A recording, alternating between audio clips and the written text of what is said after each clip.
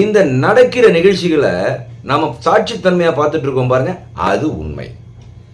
நம்ம இறந்து போய் நம்மளை உடலை சிதையில வச்சா கூட நம் உடல் எரியுமே தவிர நம்முடைய உண்மையான சாட்சித்தன்மை எரியறதுக்கு வாய்ப்பே கிடையாது. அதனாலதான் கிருஷ்ணர் சொல்றாரு, அதை வெட்ட முடியாது, உலர்த்த முடியாது, துப்பாக்கி குண்டால தொலைக்க முடியாது, வாளால் வெட்ட முடியாது அப்படின்னு சொல்றாரு.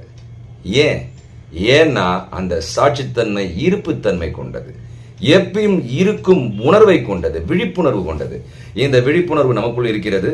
அதை நாம் பார்க்க முடியாதனால் அது அந்த விழிப்புணர்வை பார்க்காமல் நம்முடைய மனம் இந்த எண்ணங்கள் அனுபவங்களின் வாயிலா சாஞ்சி எல்லாத்தையும் மார்த்தட்டிக்குது. இதை நான் தான் செஞ்சேன். ஆனால் உங்களுக்கு எந்த திருப்தியும் அதில் கிடைக்காது.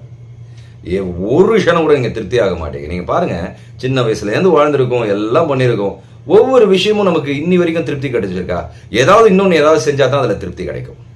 அது இல்லாமல் நீங்கள் என்ன பண்ணாலும் அந்த முன்னாடி நம்ம அதை பண்ணோமே, சாதிச்சோமே, அது கொஞ்ச நாள் தான் பேசப்படும்.